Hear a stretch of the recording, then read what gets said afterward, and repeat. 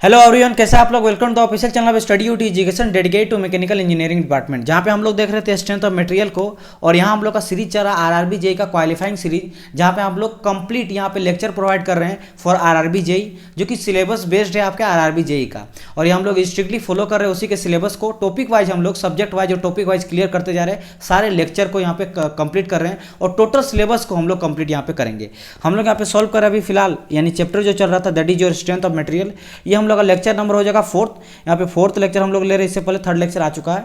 अगर आपको देखना है तो डिस्क्रिप्शन में लिंक होगा, आप तीनों को देखिएगा तो आपको बेसिक अंडरस्टैंडिंग आपको जीरो से मैं पूरा बताऊंगा, एकदम A to Z आपको टोटल चीज़ बता दूंगा, टफ तक बता दूंगा, राइट। तो हम लोग को चल रहा है फोर्थ लेक्चर, थर्ड को देखना है तो आप नीचे में डिस्क्रिप्शन में लिंक होगा, वहाँ पे आप जाके उसको चेकआउट कर सकते हैं, सारे चीज़ को देख सकते हो, राइट। बात समझ में आए। एंड इसके अलावे हम लोग यहाँ पे और सारे बुक का लाइक RS खुरमी RK जैन का पूरा फुल जो है हम लोग कंप्लीट सॉल्यूशन प्रोवाइड करते हैं as a pen drive course. तो आप अगर उसको भी परचेस करना चाहते हो तो परचेस कर सकते हैं, जिसमें आपका लगभग 9000 क्वेश्चन को सोल्यूशन किया जाता है। एज वी नो दैट कि RS खुरमी लगभग आपका 5000 क्वेश्चन है और RK में 3000, तो उसको हम लोग प्रॉपर एक्सप्लेनेशन के साथ सॉल्व किए हैं और आपका सिलेबस भी कंप्लीट कराए हैं।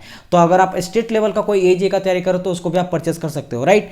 एंड चैनल को सब्सक्राइब कर लेना, बिकॉज ये फुली डेडिकेटेड है मैकेनिकल इंजीनियरिंग डिपार्टमेंट को लेकर, और सारे चीज़ को हम लोग ट्राई करें यहाँ पे फ्री में प्रोवाइड करने का, बिकॉज यही इसी के चलते हम जो आपके कुछ एकेडमी टाइप से हैं, आप जानते होंगे। मैं उस सब का नाम लेना नहीं चाहता, क्योंकि पूरी तरह से हम लोग का दो चैनल जो बर्बाद कर दिया अभी तक। 2 टाइम कितना बार हज़ारों टाइम कॉपीराइट लग चुका है, बिकॉज हम फ्री में प्रोवाइड करते हैं, कम में सारे कंटेंट को वहाँ पे देते हैं, क्योंकि वहाँ से हम छोड़े थे पढ़ाई करके, और वहाँ पे वो 20,000 30,000 उसी कोर्स को हम फ्री में यहाँ पे दे रहे हैं। क्योंकि मेरा यही हम इसीलिए एजुकेशन लाइन में आए थे, बिकॉज जॉब के साथ साथ इसलिए करना चाहते हैं, बिकॉज हम चाहते हैं कि सारे बच्चों तक एजुकेशन पहुँचे, जो जिसके पास पैसा का भी दिक्कत है वो भी पढ़े, जिसके पास टैलेंट हो। टैलेंट को आगे बढ़ना चाहिए, ना कि पैसा के दम पे कोई होना चाहिए। वैसे पैसा के दम पे जो है वो भी अच्छी बात है, हम ये नहीं बोल रहे हैं, लेकिन इसका मतलब ये नहीं कि उसको अधिकार नहीं, उसको जॉब लेने का अधिकार नहीं जिसको पैसा का नहीं कमी है। तो ये सारी चीज़ को जो बड़े बड़े इंस्टीट्यूट है जो इतना करोड़ों में कमाते हैं, उस सबको ये सारी चीज़ को सोचना चाहिए। इतना अगर कोई SSC JEE का 40-50 हज़ार देगा तब जाकर कोर्स परचेज करेगा, और अगर अदर भी बात करेंगे अदर भी चैनलों का, तो उसका भी सेम ही हाल है। कम से कम एक ईयर का आपको 15,000 तक ले लेता है, ठीक है। वो भी क्या करता क्या है, अलग अलग कुछ के एकेडमी का तो मैं पढ़ा रहा था, इतना गंदा हाल है कि वहाँ पे सिलेबस को कंप्लीट ही नहीं किया जाता है, ठीक है। कोई जॉब आ गया तो दूसरा सिलेबस कंप्लीट कराने जाएगा, और वहाँ बोलेगा कि 5 टीचर पढ़ाएंगे, 10 टीचर पढ़ाया जाएगा। जब लेता है सब्सक्रिप्शन पता चलता है 1 टीचर 2 टीचर पढ़ा रहा है, और सुबह बोला जाता है 30% सिलेबस को छोड़ दीजिए ताकि वो फिर से सब्सक्रिप्शन लीजिए। तो बहुत सारा ये सारा चीज़ जो स्टूडेंट समझ नहीं पाता है। हम ये नहीं बोल रहे कि अच्छा टीचर है नहीं, लेकिन बहुत सारा वहाँ पे पैसा बहुत ज़्यादा दिया जाता है, एक एक्सेस लेवल पे। आप बिलीव नहीं करोगे कितना का डिमांड दिया गया था पैसा, मतलब लाखों में आपको खरीदा जाता है। लेकिन हाँ, उसके बाद पे आपको चलना पड़ेगा, लेकिन हम वो नहीं है जो हर कोई पैसा में बिक जाए। खैर कोई नहीं, तो आप लोग का सपोर्ट है, आप लोग के लिए चीज़ किया जा रहा है, और हम वो सारे चीज़ कंटेंट को प्रोवाइड करेंगे जो आपको ना 30 से 40 हज़ार में। हाँ, स्टूडेंट को ये समझना चाहिए कि टीचर इंपॉर्टेंट है। टीचर अगर हाँ आपको पढ़ाना अच्छा लगता है तो आप उस चीज़ को सपोर्ट में रखिएगा, तभी जाकर हम सर्वाइव कर पाएंगे।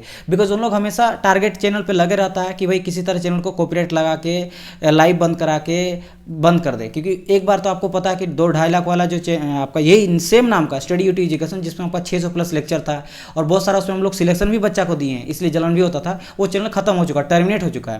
क्योंकि उसके बाद बहुत सारे स्टूडेंट का जो है कॉल वगैरह आ रहा था कि सर चैनल का क्या हुआ, सारे वीडियो डिलीट क्यों हुआ।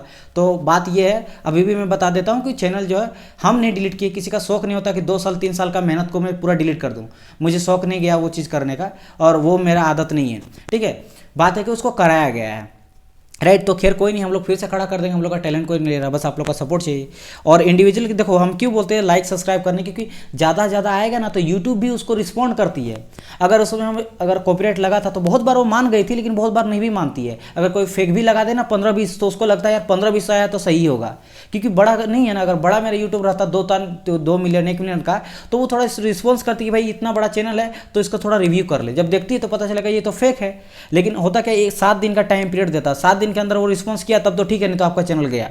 उसी चक्कर में उन लोग उसी टारगेट को लेके भी लगाया गया था, शायद जापान से लगाया गया था, और कोई iPhone 7 था या 6 था, उससे किया गया था। सारा चीज़ डिटेल वैसे आ जाता है कि कोई आपका इन्वोक करे किया जा रहा है, फिर ट्राई कर रहा है आपके जीमेल को 2 स्टेप वेरिफिकेशन को ये करने का। तो खैर कोई नहीं, मुझे तो लगा था एक बार कि मैं बनाना ही छोड़ दूंगा, लेकिन आप लोग का इतना मैसेज कॉल वगैरह कि सर प्लीज़ प्रोवाइड कर दीजिए किसी भी तरीक़ा से, तो उसके लिए मैं फिर से आया हूँ। तो आप लोग सपोर्ट कीजिए और इस चैनल को जितना हो सके ज़्यादा से ज़्यादा शेयर कीजिए और सब्सक्राइब कीजिए। अपने फैमिली में सबको सब्सक्राइब बनने को बोलिए। ऑब्वियसली बात है, पढ़ाई वाला चीज़ है तो आप लोग शेयर वैसा करते उतना है नहीं, क्योंकि देखते 70% तो सब्सक्राइब करते नहीं, पता नहीं क्यों, जबकि हम सारा चीज़ फ्री में प्रोवाइड करते हैं। तो आप लोग उस चीज़ को अगर हेल्प कीजिएगा तो सभी के लिए अच्छा होगा। और हम चाहते हैं कि मेरा ही नहीं, कोई भी अगर इंडिविजुअली क्रिएटर कोई अच्छा कर रहा है और फ्री में खासकर वो करना चाह रहा है आप लोग के लिए, तो प्लीज़ उसको सपोर्ट कीजिए, ठीक है। क्योंकि ये जो बड़ी बड़ी कंपनी ये सब चीज़ को ख़त्म करना चाहती है, वो चाहती है कि ऐसा कोई ऑप्शन ही ना बच्चा के पास बचे, ठीक है। तो आप चीज़ को समझो, ये चीज़ बहुत सीरियस है, नहीं तो आगे चलकर आपके बच्चे या फिर आप भी करिएगा तैयारी ना, तो आपके पास कोई ऑप्शन ही नहीं रहेगा। फिर आपको जब तक उतना पैसा नहीं दीजिएगा तब तक आप पढ़ ही नहीं पाएगा, अच्छा कंटेंट आपको मिलेगा नहीं। क्योंकि लोग सारे टीचर को, अच्छे अच्छे टीचर को मुंह बोली करोड़ों में खरीद के बोल रहा कि मेरे पास आ जाओ, क्योंकि वो मार्केट खराब कर रहा है ना। क्योंकि वो अगर इंडिविजुअली रहेगा, प्रोवाइड करा कम में, जैसे अब अगर 12th लेवल का बात करें तो अलग पांडे सर हैं, वो भी बहुत अच्छे हैं, बहुत सारे और भी इंडिविजुअल है तो बहुत अच्छे कर रहे हैं। लेकिन उन लोग को बहुत बार खरीदने का ट्राई करते हैं, लेकिन हर कोई पैसा से नहीं बिकता ना। तो हम लोग को भी ट्राई किए थे, लेकिन बिकने वाले तो नहीं है, तो वो बात है। तो चलिए आज हम लोग स्टार्ट कर रहे हैं। सोम को देख रहे थे, 4th लेक्चर हो जाएगा और बाकी देखना डिस्क्रिप्शन लिंक होगा। आज हम लोग देखने वाले हैं, जैसे स्टार्टिंग में हम लोग क्या क्या बात किए थे, स्ट्रेस का बात किए थे, ठीक है। हम लोग अभी स्ट्रेस एंड स्ट्रेन चल रहा था, स्ट्रेस बात किए थे, फिर हम लोग स्ट्रेन का बात कर दिए थे, इसके बीच में डिफरेंस बात किए थे, type of stress and strain का बात किए थे। फिर हम लोग जो कुछ कांस्टेंट है लाइक ई हो गया, जी हो गया, म्यू हो गया, के हो गया, यानी आपका मॉडुलस ऑफ इलास्टिसिटी और bulk modulus, modulus of rigidity, आपका फिर पॉइजन रेशियो, फिर आपका बल्क मॉडुलस, इस सब के बारे में बात किए थे। थर्मल स्ट्रेस के बारे में बात किए थे हम लोग, थर्मल स्ट्रेस के बारे में बात किए। फिर इलोंगेशन जो होता है किसी भी बार में, उसके बारे में बात किए थे। तब कंपोजिट बार जब ढेर सारा एक साथ डिफरेंट तरह का डायमीटर का, फिर एरिया का ढेर सारा का बार दे देंगे और अलग अलग लेंथ का रहेगा, L1 L2 L3 का रहेगा, अलग अलग एरिया का रहेगा, उसमें कितना इलोंगेशन हमको देखने को मिलता है, वो चीज़ हम लोग नेट इलोंगेशन देखे थे, जिसमें डेल L1 आएगा, डेल L2 और डेल L3 3 बार है तो वो हम लोग देख लिए थे, राइट। तो हम लोग बहुत सारी चीज़ के बारे में डिस्कस कर लिए थे। इसके अलावा हम लोग फिगर वगैरह से देखे थे, tensile force, type of forces के बारे में बात किए थे, कंप्रेसिव फोर्स, टेंसाइल फोर्स, ठीक है। तो पुश एंड पुल फोर्स बात किए थे, सोम के बारे में बात किए थे। तो आज हम लोग देखने वाले हैं आगे टॉपिक, यानी हम लोग आज बात करेंगे, एक टॉपिक आपका छूट गया था थर्मल स्ट्रेस का, कि थर्मल स्ट्रेस इन कंपोजिट बार, ठीक है। इसके बारे में आज हम लोग स्टडी करेंगे। ओके, तो कंपोजिट बार मतलब क्या है कि जिस तरह हम लोग देखे थे कि एक मेरा कोई बार था, इलोंगेशन वाले में देखे थे कि एक बार है, इसमें हम लोग टेंसाइल फोर्स दोनों तरफ से अगर लगा रहे हैं तो टेंसाइल फोर्स के चलते इसमें क्या हो जाता है, नेट इलोंगेशन आज थोड़ा बड़ा हो जाता है। जैसे देखो यहाँ पे थोड़ा सा इंक्रीज हो गया लेंथ, इधर थोड़ा इंक्रीज हो गया, इधर थोड़ा लेंथ इंक्रीज हो गया। तो ये हम लोग मानते थे कि ये पहले एल लेंथ का था, ये मान लो एल लेंथ का है, तो यहाँ पे डेल एल, इधर थोड़ा सा डेल एल और इधर थोड़ा सा डेल एल जो वो इंक्रीज हो गया, ठीक है। इतना डेल एल हो गया और ये डेल एल को हम लोग निकालते थे, राइट। उसी तरह ये हम लोग बात किए थे, जब हम लोग फोर्स लगाते हैं, टेंसाइल फोर्स लगाते हैं या कंपोजिट फोर्स लगाते हैं, तब उसमें चेंज आता है उसके लेंथ में, जिसको हम लोग इलोंगेशन निकालते थे। अब यहाँ रहा ड्यू टू टेम्परेचर के चलते, यानी कि टेम्परेचर के चलते उसमें कितना इलोंगेशन हो रहा है उस चीज़ के बारे में निकालेंगे, तो उसको हम लोग बोल देते हैं यहाँ पे थर्मल स्ट्रेस, यानी कि टेम्परेचर के चलते उसमें कितना स्ट्रेस जनरेट हो रहा है। तो अब बात आ रहा चूंकि कंपोजिट का, क्योंकि इससे पहले वाले लेक्चर में हम लोग थर्मल स्ट्रेस देख लिए थे, आपको बताए थे कि डेल एल इक्वल टू कितना आएगा, इसके बाद थर्मल स्ट्रेस कितना आएगा, थर्मल स्ट्रेन कितना आया था, ये सब चीज़ के बारे में हम लोग डिस्कस कर लिए थे पिछले लेक्चर में। कंपोजिट के बारे में छूट गया था, तो हम लोग उसको कंपोजिट के बारे में थे। कंपोजिट मतलब क्या है, सिंपल उसी तरह का है कि यहाँ पे एक पहले बार है और दूसरा बार है, एक दो बार है, और मान लेते हैं पहला बार जो है वो आपका स्टील का है एंड सेकंड जो है वो आपका कॉपर का है, ठीक है। दो बार है, इसको इधर से आपको फिक्स कर दिया गया है और फिर इसको हम लोग हीट कर रहे हैं। क्या कर रहे हैं, यहाँ से हम लोग समझ लो यहाँ पे हीट कर रहे हैं। यहाँ पे कोई आपका ये जो है आपका क्या है, भट्टी है, जिसे हम लोग क्या कर रहे हैं, इसको हम लोग हीट कर रहे हैं, गर्म कर रहे हैं। तो गर्म करने से क्या देखने को मिलता है, तो जब इसको हम लोग हीट कर रहे हैं तो होगा क्या, देखो ध्यान से। अब यहाँ पे मैंने क्या बताया था, आपको याद होगा कि चेंज इन लेंथ जो आता था ड्यू टू थर्मल के चलते, टेम्परेचर के जो चेंज इन लेंथ आता था वो हो जाता आपका L alpha into del T. ये मैं बता चुका हूँ आपको, राइट, ये हम बताएं आपको, ठीक है। अब यहाँ पे देखो कि किस पे डिपेंड करता है चेंज इन लेंथ, तो बोलेंगे सर एक तो लेंथ पे डिपेंड करता है, एक आपका चेंज इन टेम्परेचर पे डिपेंड करता है, और दूसरा जो ये आपका अल्फा है, ये क्या है, कोफिशिएंट ऑफ थर्मल एक्सपेंशन। क्या हो जाता है, कोफिशिएंट ऑफ थर्मल एक्सपेंशन पे डिपेंड करता है, राइट। बात समझ में आए।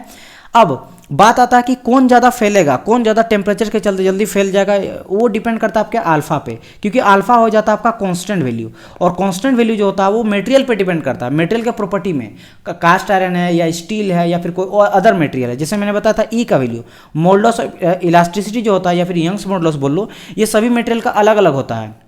उसी तरह मैंने बताया था आपको पॉइजंस रेशियो का वैल्यू, पॉइजंस रेशियो का भी मटेरियल का अलग अलग होता है। मैंने बताया था पॉइजंस रेशियो स्टील का क्या होता है, कास्ट आयरन का क्या होता है। उसी तरह मेरा जो अल्फा का वैल्यू हो जाता है, कोएफिशिएंट ऑफ थर्मल एक्सपेंशन, ये भी अलग अलग मटेरियल का अलग अलग होता है।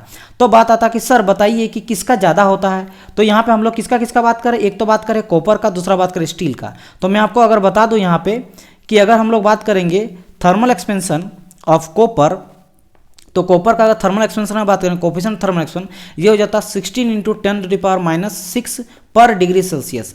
अब आप बोलोगे कि सर यहाँ पे जो है ये क्या है, हमको याद रखना कि याद नहीं रखना, बस अभी देख लो फिलहाल कंपैरिजन के लिए। और थर्मल एक्सपेंशन बात करेंगे हम लोग अगर स्टील का, तो इसका हो जाता है 12 × 10⁻⁻6 पर डिग्री सेल्सियस। और दूसरा चीज़, एक चीज़ ध्यान देना, यहाँ में डेल एल इक्वल टू जो बोले कि जो change in temperature, sorry change in जो लेंथ आएगा, लेंथ जो इंक्रीज करेगा वो डायरेक्टली प्रोपोर्शनल है। ये तो डायरेक्टली प्रोपोर्शनल है ना, इसका मतलब है। तो डायरेक्टली प्रोपोर्शनल मीन्स क्या हो जाता है कि जितना मेरा लेंथ इंक्रीज करेगा उतना मेरा यहाँ पे अल्फा भी इंक्रीज करेगा, उतना मेरा टेम्परेचर भी इंक्रीज करेगा, क्योंकि प्रोपोर्शनल हो जाता है। प्रोपोर्शनल मीन्स वही हो जाता है कि ये अगर बढ़ेगा तो इधर भी सब बढ़ेगा, अगर ये घटेगा तो ये भी घटेगा।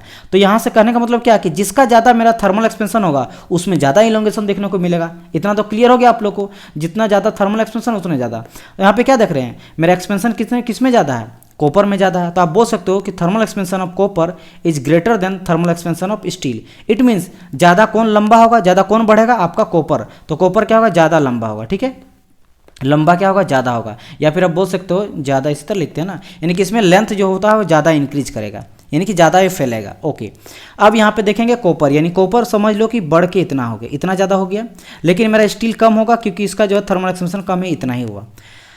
अब देखो क्या ये बॉडी जब ये इस तरह करके फैलेगा तो ये क्या फैलने देगा, कौन, क्योंकि मैंने कहा था कि ये जो साथ में है कंपोजिट है। कंपोजिट करने का मतलब क्या है कि ये दोनों के बीच में समझ लो कि फेविकॉल है, यहाँ पे फेविकॉल से इसको चिपकाया गया है, फेविकॉल से इसको क्या गया, चिपकाया गया, दोनों आपस में इतना चिपका हुआ है कि नॉर्मली अलग नहीं होगा। बात समझ में है। तो चिपका हुआ, तो जब ये फैलने का कोशिश करेगा कॉपर, तो यहाँ पे स्टील होने नहीं देगा, ये इस अपोजिट साइड में फोर्स लगाएगा।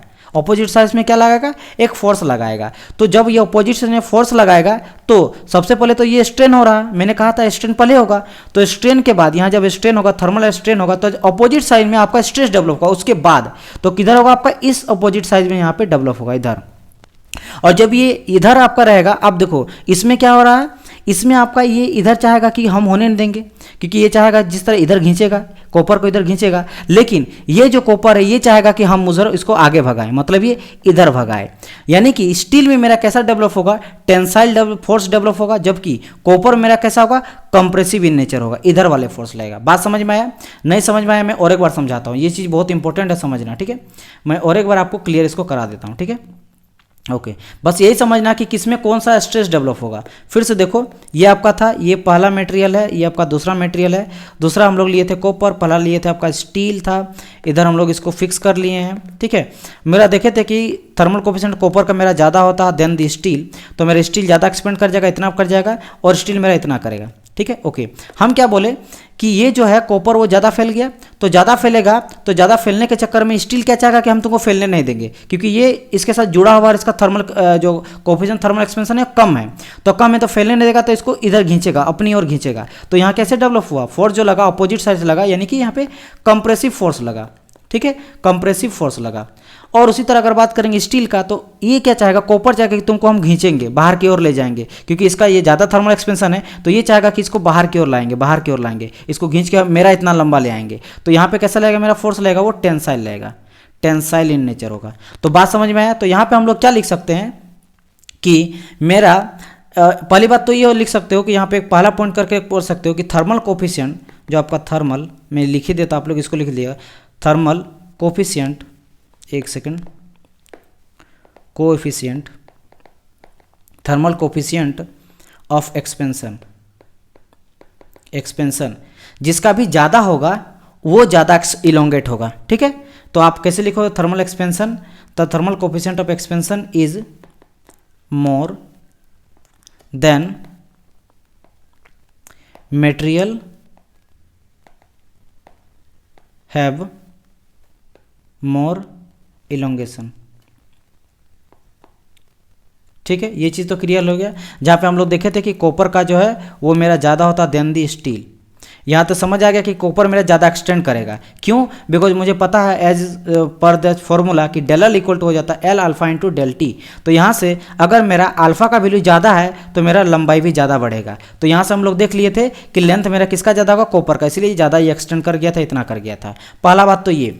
दूसरा हम लोग अभी क्या देखें कि इसमें जो स्टील में कैसा डेवलप होगा, स्टील में आपका टेंसाइल फोर्स इन नेचर होगा। क्यों टेंशन होगा या फिर टेंसाइल बोलो फिर टेंशन होगा, क्यों? क्योंकि स्टील चाहेगा कि भाई हम होने नहीं देंगे, लेकिन कॉपर उसको खींचेगा, क्योंकि थर्मल एक्सपेंस ज़्यादा जल्दी फैलेगा तो इसको बाहर की ओर खींचेगा, तो इसमें टेंशन फेल होगा, टेंशन मतलब टेंसाइल फोर्स जनरेट होगा। ठीक है, लेकिन कॉपर में क्या होगा आपका, कॉपर चाहेगा कि हम फैलें, लेकिन स्टील बोलेगा कि हम तो कोई फैलने नहीं देंगे क्योंकि मेरा कम है, वो रिजिड थोड़ा रहेगा, ज़्यादा रिजिड है।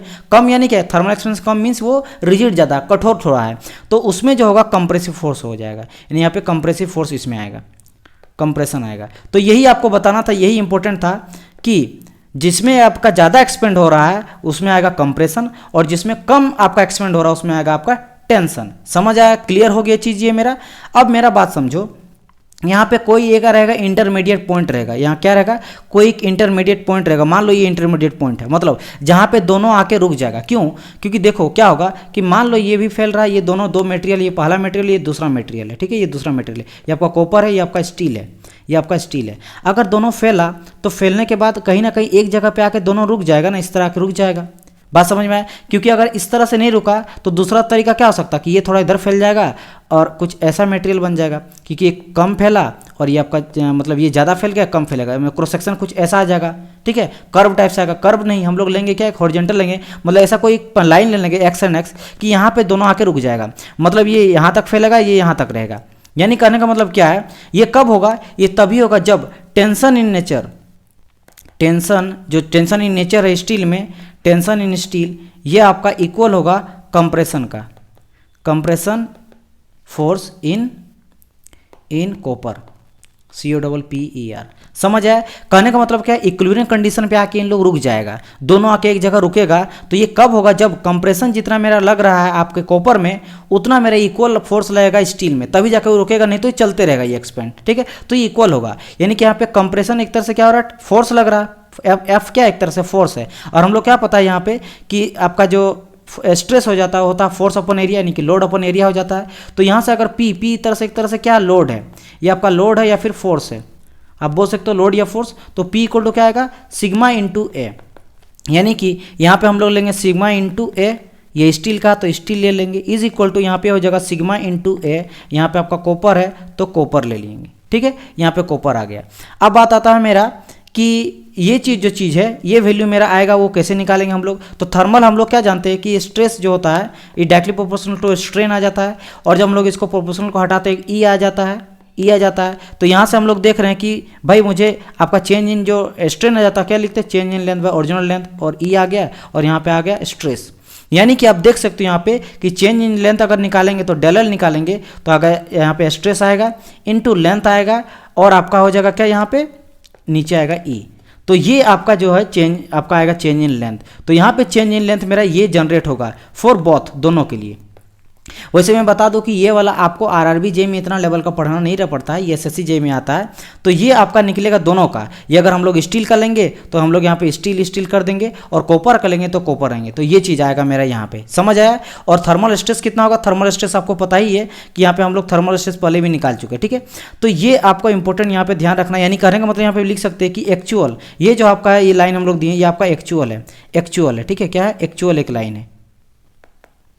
तो यहाँ पे लिखेंगे हम लोग एक्चुअल इलोंगेशन जो होगा वो मेरा सेम होगा, इलोंगेशन विल बी सेम। क्या हम लोग समरी में पढ़े, समरी में कुछ नहीं था, कंपोजिट बार में कैसा मेरा आएगा इलोंगेशन कितना होगा। हम लोग स्टील को लिए, कॉपर के लिए एक तरफ से फिक्स कर दिए, टेम्परेचर बढ़ा दिए, आग में झोंक दिए समझ लो। तो जिसमें क्या होगा, स्टील का थर्मल एक्सपेंशन कम है तो ये अपनी और आपका ट्राई करेगा कि भाई हम थोड़ा सा कम ही एक्सपेंड हो, और कॉपर चाहेगा कि हम ज़्यादा एक्सपेंड हो। जब ये ज़्यादा एक्सपेंड करेगा तो स्टील को खींचना चाहेगा, तो इसमें आ गया टेंशन। और ये चूंकि आपका स्टील का कम थर्मल एक्सपेंशन होता है, ये बोलेगा हम कम फैलेंगे, यानी कि मेरा कॉपर साथ में मेरा लेके जा रहा तो उसको बोलेगा नहीं हम तुमको बढ़ने नहीं देंगे, तो इसमें आ जाएगा मेरा कंप्रेशन फोर्स। That's it. और मैंने बस ये वो चीज़ यहाँ पे लिख दिया, ये सबसे इंपॉर्टेंट है। और उसके बाद देखेंगे कि कहीं ना कहीं आके एक मिडिल पॉइंट में ये दोनों आके रुक जाता है। और ये कब रुकता है, वो वही बात हो गई जिस तरह मैंने कहा था कि कोई बॉडी स्टेशनरी क्यों रहता है, कि इधर से जो भी टेंशन लग रहा है दोनों साइड से, वो टेंशन इक्वल रहेगा, तभी जाके ये बॉडी स्टेशनरी मतलब रुका हुआ रहेगा। कहीं पे भी अगर एक तरह टेंशन लग गया, ज़्यादा टेंशन लगा, तो ये मूवमेंट करने लगेगा। कहने का मतलब इधर 50 न्यूटन लगा, किलो न्यूटन, तो इधर भी आपका 50 न्यूटन ही होना चाहिए, क्योंकि अगर 50 किलो न्यूटन से अगर ज़्यादा कम हो गया, मान लो इधर मेरा 100 हो गया, तो यहाँ पे मूवमेंट होने लगेगा, तब यहाँ पे स्ट्रेस जनरेट ही नहीं होगा। स्ट्रेस कब होगा, जब इसमें तनाव आएगा। तनाव कहाँ से है, इसको तो भाई ये हार ही गया कि वो 50 से 100 लगा दिया, तो इसके साथ मूव कर जाएगा, चलते रहेगा, समझ आया। तो उसमें टेंशन कहाँ से क्रिएट हुआ। तो उसी तरह यहाँ पे बोले कि अगर इसमें भी अगर हमको थर्मल स्ट्रेस जनरेट होगा, तो कहीं ना कहीं मिडिल पॉइंट में आना चाहिए। तो वहाँ पे हम लोग देखें जो भी टेंशन होगा मेरा स्टील में, वो इक्वल होना चाहिए कंप्रेशन फोर्स इन कॉपर। तो हम लोग यहाँ पे सिंपली यहाँ से फोर्स निकाल दिए कि कितना मेरा फोर्स जनरेट होगा किसी भी मटेरियल पे। तो यहाँ पे हम लोग उसको स्टील के लिए लिए, कॉपर के लिए लिए, यानी कि हम लोग क्या देखें कि एक्चुअल जो इलोंगेशन होगा वो मेरा क्या होगा, सेम होगा दोनों में, ताकि वो बैलेंस बना रहे। समझ आया, ये चीज़ हो गया। सेकंड पॉइंट यहाँ पे हम लोग बात करेंगे कि जो मटेरियल हो, जैसे एक चीज़ हम लोग देख लिए थे कि एक मेरा मटेरियल है, हम लोग प्रिज्मेटिक का बात करेंगे। प्रिज्मेटिक क्या हो जाता है, पहले देख लो प्रिज्मेटिक क्या हो जाता है। जिसका जो है मान लो इसका कुछ आपका लेंथ है, ये L से लेंथ दिया गया है, ठीक है, और यहाँ पे कुछ एरिया है, ठीक है, कुछ एरिया है, और ये आपका यहाँ से यहाँ तक का क्या है, डायमीटर है। ये पहला हो गया फिगर। दूसरा फिगर हम इस तरह ले लिए, सिलेंड्रिकल टाइप से है, इसका भी कुछ यहाँ पे डायमीटर दिया गया है, लेंथ दिया गया है, और कुछ आपका एरिया है। और थर्ड हम लोग ले लिए कैसा, थर्ड हम लोग ले लेंगे कुछ इस तरह से, जिसका डायमीटर यहाँ पे दिया गया है आपका D1, और ये फिर यहाँ पे बड़ा हो जाएगा, और यहाँ पे डायमीटर हो जाएगा आपका D2 डायमीटर है। इसका कुछ आपका लेंथ हो जाएगा, इसका कुछ आपका लेंथ हो जाएगा, तीनों का अलग अलग है। अब देखो मेरी बात, प्रिज्मेटिक करने का मतलब क्या है कि along the length cross sectional area of the area जो होगा वो चेंज नहीं हो जाता है, तब उसको बोलते हैं हम लोग प्रिज्मेटिक, मतलब एक समान। अब देखो यहाँ पे डायमीटर इसका कितना, मान लो डायमीटर यहाँ ले लेंगे 5 मीटर का, तो यहाँ भी करेंगे कितना, 5 मीटर है, यहाँ भी कितना 5 मीटर है, यहाँ भी कितना 5 मीटर है, यानी along दी लेंथ उसका एरिया जो होता है वो चेंज नहीं होगा। मान लो ये डायमीटर दिया है तो π/4 इंटू d² अगर करेंगे तो यहाँ क्या करेंगे, π/4 इंटू 5 का होल स्क्वायर, तो इतना आ गया इसका एरिया, इस पॉइंट का एरिया। यहाँ पे अगर इस एरिया का निकालेंगे तो 5 है, तो फिर से एरिया सेम है, यहाँ एरिया सेम है, यानी along द लेंथ इसका एरिया चेंज नहीं हो रहा है। दैट इज कॉल्ड, इसको हम लोग बोलते हैं प्रिज्मेटिक। क्या बोलते हैं, प्रिज्मेटिक। ये चीज ध्यान रखना, ठीक है। प्रिज्मेटिक का और मैं एग्जांपल बताऊं तो देखो, ये हम लोग इस तरह का किए और बीच में इस तरह का लाइन पार दिए। अब बता बोलेंगे ये आपका ए सेक्शन, ये बी सेक्शन है, बताओ ए और बी जो है प्रिज्मेटिक है कि नहीं, तो आप सिंपली बोलोगे कि ये A1 और B1 प्रिज्मेटिक है, क्योंकि दोनों का जो है एक जैसा यहाँ का डायमीटर लेंगे तो दोनों का सेम है, यानी कि लेंथ के साथ साथ इसका एरिया में कोई चेंज हो नहीं रहा है। फिर हम लोग बात करेंगे, मान लो हार्ड बना दिए, यहाँ भी काटें तो दोनों एक जैसा है, इधर का एरिया जितना है उधर का एरिया इतना है, तो ये भी प्रिज्मेटिक कहलाएगा। समझ आया। सर्कल ले लिए, यहाँ के काट दिए, तो ये ए और बी अगर लेंगे तो ये भी प्रिज्मेटिक है। प्रिज्मेटिक नहीं कैसे है, मान लो एक सर्कल ही बनाएंगे, ऐसे बनाएंगे और ऐसे कुछ बना दिए, अब यहाँ काटेंगे तो बोलेंगे सर इधर ये दोनों अलग है, प्रिज्मेटिक नहीं होगा। फिर अगर हम लोग बनाएंगे ऐसे कुछ, ऐसे गया और ऐसे चल गया, ठीक है, यहाँ अब इसको काटेंगे तो बोलेंगे ए और बी क्या प्रिज्मेटिक है, प्रिज्मेटिक नहीं है, क्योंकि एरिया के साथ जो है लेंथ के साथ इसका एरिया में चेंज आ रहा है। तो अब समझ गए प्रिज्मेटिक, और अगर कोई प्रिज्मेटिक ना रहेगा नॉट प्रिज्मेटिक, तो क्या दोनों में डिफरेंस हो जाता है। सेम अगर यहाँ पे ये तो हम लोग बात किए एक बार का, ये मेरा बार था। अगर हम लोग बात करेंगे ये सिलेंड्रिकल है, सिलेंड्रिकल टाइप से है, यहाँ पे भी हम लोग क्या देख रहे हैं कि ये भी आपका प्रिज्मेटिक है। वाई, क्योंकि लेंथ के साथ साथ इसका डायमीटर मेरा सेम है, यहाँ भी डी है, यहाँ भी डी है, यहाँ भी डी है, यानी डी अगर जितना भी लेंगे 5 अगर लेंगे तो यहाँ भी 5 है, यहाँ भी 5 है, यहाँ भी 5 है, यानी एरिया मेरा चेंज नहीं हो रहा अलॉन्ग द लेंथ, तो दिस इज ऑल्सो कॉल्ड ये प्रिज्मेटिक। अब यहाँ पे देख लो, यहाँ पे देख लो, यहाँ का डायमीटर कुछ मान लो अगर 5 मीटर लेंगे तो यहाँ आगे बढ़ेंगे तो 6 हो जाएगा, 6 सेंटीमीटर हो जाएगा। अगर मीटर में लेंगे तो मीटर ही ले लो, 6 सेंटीमीटर। यहाँ जाएंगे तो ये आपका 8 मीटर हो जाएगा, यहाँ जाते जाते हो सकता है ये आपका 16 मीटर हो जाए। तो यहाँ का एरिया कुछ अलग निकलेगा, इसका एरिया कुछ अलग निकलेगा, इसका एरिया कुछ अलग निकलेगा। क्या देख रहे हैं यहाँ पे, लेंथ के साथ साथ मेरा क्रॉस सेक्शनल एरिया जो है वो मेरा चेंज होते जा रहा है, तो इसको हम लोग बोलेंगे ये आपका कैसा है, नॉट प्रिज्मेटिक है, नॉट प्रिज्मेटिक है। समझ आया? तो प्रिज्मेटिक का डेफिनेशन आप लोग यहाँ पे थोड़ा सा लिख लो। प्रिज्मेटिक को हम लोग क्या बोलेंगे कि along the length cross sectional area not change. अगर मेरा चेंज नहीं हो रहा cross sectional area along the length, उसको हम लोग बोलते हैं प्रिज्मेटिक। नॉट प्रिज्मेटिक क्या हो जाता है कि इसमें सिंपली चेंज हो जाता है, यानी कि यहाँ लिख सकते हो कि along the length cross sectional area will be change, इसका चेंज हो जाएगा, that is called not prismatic. और आप फिगर हम बता दिए, ये आपका नॉट प्रिज्मेटिक का, ये प्रिज्मेटिक का है। समझ आया? ये चीज़ क्लियर हो गया होगा आपको, ठीक है। अब यहाँ पे हम बताने के पीछे एक लॉजिक है, क्यों हम बताएं प्रिज्मेटिक और नॉट प्रिज्मेटिक। सबसे पहले I have to error this, ठीक है, फिर मैं बताऊंगा कि इसमें अलग अलग कौन कौन सा तरह का मेरा डिफ्लेक्शन देखने को मिलता है, उस चीज़ के बारे में हम लोग स्टडी करेंगे। तो मैं इसको क्या कर देता हूँ, यहाँ पे साइड कर देता हूँ, ठीक है, ओके। और मैं यहाँ पे आगे बताता हूँ यहाँ पे। वैसे इसको मैं हटा ही देता हूँ, मिटा ही देता हूँ, फिर हम लोग यहाँ पे स्टडी करेंगे। फिर से मैं बता दूंगा आपको फिगर, कोई डोंट वरी, आप लोग नोट्स में कर लीजिएगा, नोट्स में, ठीक है। चाहे तो आप पिछले भी बैक करके आप देख सकते हो, आप उसको नोट्स बना लेना। तो पहले मेरा इस तरह का फिगर था, मैं थोड़ा सा जूम कर लेता थोड़ा सा, ठीक है। ये आपका इस तरह का फिगर था, हम लोग लगा रहे इधर पी लोड लगा रहे, इधर पी लोड लगा रहे, सिंपल एगो बार है मेरा, पी लोड लगा रहे दोनों तरफ से, ये मेरा इसका एल लेंथ दिया है। और आप देख रहे हो कि ये कैसा है, मेरा प्रिज्मेटिक है।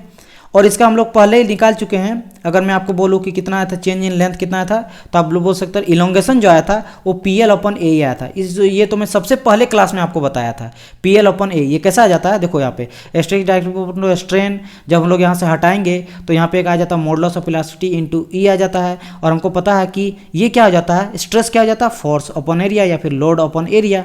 और चेंज इन लेंथ क्या आ जाता है, change in length by original length आ जाता है, और E का आपका E रहेगा। अब यहाँ पे हमको निकालना क्या, चेंज इन लेंथ मतलब दिस मच, डेल एल निकालना। तो डेल एल इक्वल टू क्या आ जाएगा, मेरा P रहेगा, L ऊपर चल जाएगा और नीचे में A और E आ जाएगा। तो डेल एल इक्वल टू क्या निकला मेरा, PL/A। कब, जब ये हम लोग बार में हम लोग देखते हैं कि कोई मेरा स्ट्रेस लग रहा है या फिर यहाँ पे टेंसाइल फोर्स लग रहा है या कंप्रेसिव फोर्स लग रहा है, तब मेरा जो चेंज इन लेंथ आता है, यानी कि पहले मेरा एल लेंथ का रहता है, ठीक है। जब हम लोग टेंशन लगाएंगे और दोनों टेंशन के चलते थोड़ा सा लेंथ में इंक्रीज आ जाता है। तो जब यहाँ पे लेंथ में देखो इतना इंक्रीज हो गया, पहले एल लेंथ का था और यहाँ पे डेल एल लेंथ मेरा इंक्रीज हो गया। यहाँ पे जब इतना इंक्रीमेंट हुआ ड्यू टू टेंसाइल फोर्स के चलते, तो हम लोग ये डेल एल निकाले, डेल एल मेरा कितना है, इतना आया, ठीक है, यानी कि इतना चेंज इन लेंथ आया।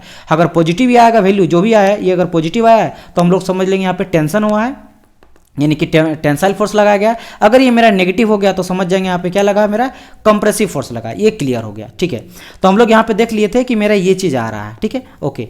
अगर हम यहाँ पे बात करेंगे और ये आपको समझ में आ गया कि प्रिज्मेटिक में लगेगा, क्योंकि ये मेरा क्या प्रिज्मेटिक है। प्रिज्मेटिक समझा दिए कि एरिया जो रहता है एलोंग द क्रॉस सेक्शन मेरा सेम रहता है, एलोंग द लेंथ मेरा सेम रहता है। तो ये मेरा कैसा आपका प्रिज्मेटिक है, तो प्रिज्मेटिक, ठीक है। अब बात करेंगे मेरा सेकंड हम फिगर यहाँ पे बना रहे हैं कि ये थोड़ा सा हम लोग सिलेंड्रिकल ले लिए इस टाइप से। सेम यहाँ पे लोड हम लगा रहे हैं दोनों साइड से, इधर एक लोड लगा, एक इधर मेरा लोड लगा और लेंथ यहाँ एल दिया है। आप पहले बताओ कि क्या ये प्रिज्मेटिक है। अगर ये प्रिज्मेटिक है तो यहाँ पे भी जो इलोंगेशन है मेरा सेम निकलेगा, यानी कि डेल एल इक्वल टू मेरा क्या निकल जाएगा, PL/A।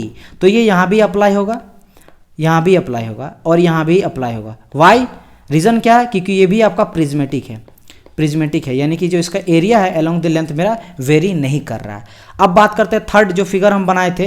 थर्ड यहाँ पे फिगर बना रहे कि यहाँ का डायमीटर कुछ ऐसा रहेगा और कुछ इस तरह बढ़ जाएगा। यहाँ पे अब डायमीटर यहाँ पे चेंज आ गया, यानी कि यहाँ पे जो डायमीटर था वो D1 था और यहाँ का डायमीटर जो है वो D2 है। क्या ये प्रिज्मेटिक है? अगर यहाँ पे लेंथ हम लोग L ले लेंगे और यहाँ दोनों तरफ से हम लोग लोड लगा रहे हैं, P लगा रहे हैं, ठीक है, क्या ये प्रिज्मेटिक है? तो सबसे बोलोगे सर ये प्रिज्मेटिक नहीं, क्यों? क्योंकि इसका डायमीटर चेंज हो रहा तो एरिया चेंज होगा अलोंग द लेंथ। ओके, तो ये मेरा क्या, मान लो इसको हम लोग बोलते हैं सर्कुलर बार या फिर टेपर बार।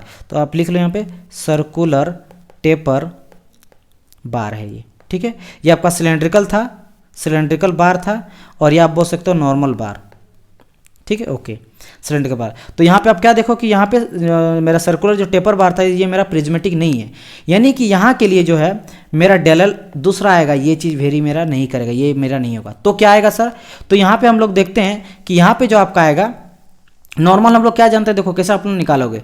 हम सर ये तो जानते हैं कि मेरा डेल एल इक्वल टू आ जाता है क्या, नॉर्मल आ जाता है मेरा P L upon area into E, यही आता पी एल अपन ए ही आता। लेकिन जो यहाँ पे एरिया होगा सर, ये मेरा चेंज करेगा, एरिया चेंज होगा, क्योंकि हर जगह पे एरिया मेरा चेंज हो रहा है। देखो यहाँ पे कुछ एरिया आएगा, मान लो यहाँ पे D2 रहेगा, यहाँ D3 रहेगा, यहाँ पे D4 रहेगा। यहाँ का एरिया लिखा, जैसे मैंने कहा π/4 इंटू D1 का स्क्वायर, यहाँ जगह π/4 डिवाइड बाई D2 का स्क्वायर। तो हर जगह एरिया चेंज हो रहा, तो अलोंग द लेंथ अगर अलग हो रहा तो ये मेरा प्रिज्मेटिक नहीं है, यानी कि यहाँ पे ये वाला चीज़ एरिया चेंज होगा।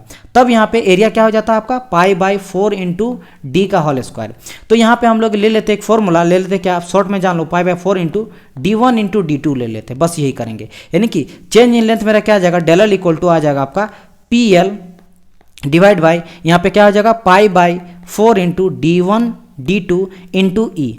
बस यहाँ पे ध्यान देना कि सिर्फ एरिया जो हुआ हम लोग दोनों अलग अलग लिख दिए। इसका डेरिवेशन बहुत बड़ा होता है, लेकिन डेरिवेशन कोई रिलेटिव नहीं है। बस आप समझ लो कि चूंकि यहाँ पे D1 और D2 अलग अलग डायमीटर का अलग अलग एरिया का, तो दो हम लोग अलग अलग डायमीटर दे देंगे। तो यहाँ पे del L equal to final क्या होगा, 4 चल जाएगा ऊपर, यानी कि 4PL अपॉन पाई D1 D2 ई। क्योंकि यहाँ से डायरेक्ट आपको क्वेश्चन रहेगा कि एक प्रिज्मेटिक अगर नहीं है, या फिर बोलेगा एक सिलेंड्रिकल टेपर बार है, कोई सर्कुलर टेपर बार है जिसका डायमीटर D1 और D2 है, और अगर दोनों तरफ टेंसाइल फोर्स लगाएंगे तो उसमें कितना इलोंगेशन आएगा, तो आपको आंसर देना है ये चीज़ 4PL अपॉन डिवाइड बाय आ जाएगा पाई D1 D2 इंटू ई। समझ आया।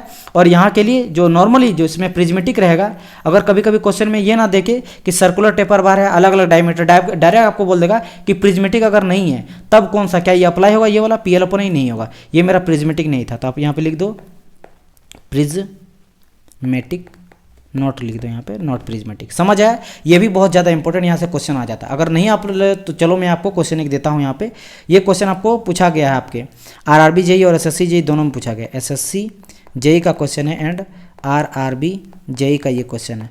क्वेश्चन क्या सा देखो, बोला गया कि एक रड है, एक rod of length L tapers uniformly from a diameter, ये डायमीटर हम छोटा लिखे, चलो पूरा ही लिख देते हैं, diameter D at one end to a diameter D at the other end. The Young's modulus of the material is E। अगर यंग्स मॉडुलस आपका E रहेगा, देन बोला है the extension caused by an axial load. देखो यहाँ पे axial बोला, axial मतलब क्या है, लॉन्गिट्यूडनल मतलब ये इसका बात कर रहा है, कंप्रेसिव हो या टेंसाइल हो, लेकिन मतलब एक्सिस के अलोंग लग रहा है, क्या हो जाता है, ये अब कर आता है, इसी को हम लोग बोलते हैं क्या, मैंने कहा था इसको हम लोग या तो लॉन्गिट्यूडनल बोलते हैं या फिर एक्सियल लोड बोलते हैं। क्या बोलते हैं, एक्सियल लोड बोलते हैं। लॉन्गिट्यूडनल क्यों, क्योंकि ये 90 डिग्री के लग रहा है, यानी कि परपेंडिकुलर फोर्स लग रहा है। और एक्सिस के अलोंग क्यों, क्योंकि यहाँ पे अगर हम लोग एक्सिस बात करेंगे तो एक्सिस इस तरह बीच में पार होगा तो उसके अलोंग लग रहा है, इसलिए हम लोग एक्सियल लोड बोलेंगे। ठीक है, तो ये सब छोटा छोटा चीज़ से कन्फ्यूजन नहीं होना है। तो यहाँ बोला है एक्सियल लोड, हम लोग यहाँ पे एक्सियल लोड P इज कितना होगा, इज। तो यहाँ पे आपको ऑप्शन क्या क्या दिया रहेगा, देखिए इस तरह का 4PL upon pi D2 square minus D2 square into E. B में आपका रहेगा 4PL divide by pi D square plus D square into E. And C रहेगा आपका 4PL अपॉन पाई DDE, या फिर डी रहेगा लेट समझ लो नॉट, कोई नहीं। आप यहाँ पे क्या देख रहे हो, आपको पता है कि 4PL डिवाइड हो जाएगा आपका पाई इंटू D1 D2, यानी कि छोटा डी बड़ा डी इंटू ये हो जाएगा आंसर। क्योंकि क्या यहाँ पे क्वेश्चन अच्छा से पढ़ो, एक रड है जो कि L लेंथ का टेपर है, टेपर में समझ लो कि इस तरह का टेपर जा रहा है, आगे क्या बोला है L लेंथ का, यहाँ पे हम लोग लेंथ ले लेंगे, क्या है ये मेरा L लेंथ का। आगे क्या बोला यहाँ पे यूनिफॉर्मली मतलब एक समान यहाँ पे टेपर कर रहा है, मतलब ऐसा नहीं कि ऐसे ऐसे करके जा रहा है, एक यूनिफॉर्म फॉर्म में टेपरिंग जा रहा है, ठीक है, वो बात कर रहा है। जहाँ पे diameter D at one end है और अदर एंड का छोटा डी है अदर एंड पे, यानी कि पहला जो है बड़ा वाला यहाँ पे डी ले लेंगे और छोटा वाला जो है छोटा डी ले लेंगे। आगे यहाँ बोला क्या गया है, the Young's modulus of the material is E. इसका मान लेते हैं कि यंग्स मॉडुलस मेरा क्या है, ई है, यानी मटेरियल सेम है, कोई स्टील है या कास्ट आयरन कुछ भी रहेगा, इसका हमको नहीं। तो वो extension cause by the axial load, यानी एक्सियल लोड क्या हो जाता है, दोनों तरफ से अगर एक्सियल लोड लगेगा पी लोड, तो उसके चलते मेरा कितना आएगा। आपको पता है कि ये प्रिज्मेटिक नहीं है, यानी कि मेरा हमको पता है कि डेल एल जो चेंज इन लेंथ आता है वो आ जाता है मेरा पी एल अपॉन ए। लेकिन यहाँ पे जब एरिया निकालेंगे तो एरिया क्या हो जाएगा, pi by 4 into D one into D two. तो बस यहाँ पे पुट कर देंगे, यहाँ पे पी एल अपन आ गया मेरा क्या, pi by 4 D one D two into E. फिर इसको आगे करेंगे हम लोग सॉल्व कि भाई पी एल अपन पाई रहेगा, डी वन रहेगा, डी टू रहेगा, ई रहेगा, 4 चल जाएगा ऊपर। और जो कि यहाँ पे डी और डी जो लिया है कैपिटल ली दिया है, एक छोटा डी दिया है, तो इसका बोल लो 4 P L pi into capital D एक स्मॉल डी इंटू ई। तो ये हो गया आपका आंसर जो कि सी नंबर में दिया गया, सी नंबर में दिया गया यहाँ पे, ठीक है। तो बस इस तरह का आपको क्वेश्चन पूछा जाएगा, ठीक है, तो इस सोच को भी ध्यान में रखिएगा। ओके, अब हम लोग आजकल नेक्स्ट क्लास लेंगे और इसके बाद यहाँ पर हम लोग चैप्टर खत्म हो जाता है और नेक्स्ट हम लोग पढ़ेंगे प्रॉपर्टीज ऑफ द मटेरियल, ठीक है, बहुत ही इंटरेस्टिंग लगेगा। बट चलिए नेक्स्ट टॉपिक को हम लोग स्टार्ट करते हैं, that is call your generalise Hooke's law. क्या हो जाता है आपका, generalised Hooke's law, Hooke's law हम लोग इसके बारे में पढ़ेंगे, ठीक है, ठीक है। देखो पहले तो बात को बहुत अच्छी तरह से समझना है, इसको इसमें भी समझना बहुत जरूरी है। लास्ट में फॉर्मूला बता दूंगा और फॉर्मूले आपका काम आएगा, लेकिन उससे पहले आपको समझ लीजिएगा। तो बहुत एक बार अगर समझ लीजिएगा तो इसको कोई चीज़ नहीं है, ये इसको ना आदमी याद ही नहीं रख पाता। मैं अगर अभी बताऊंगा ना, इसके बाद आप लाइफ भर कभी नहीं भूलिएगा, ये कन्फर्म है अगर आप अच्छा से देख लिए तो, ठीक है। बट एक बार तो पहले आपको देखना पड़ेगा, समझने का ट्राई करना पड़ेगा। ये कोई एक आपका क्या है कि एक रेक्टेंगुलर बार है, क्या है आपका, रेक्टेंगुलर बार है, ठीक है, याद रखना ये मेरा एक रेक्टेंगुलर बार है।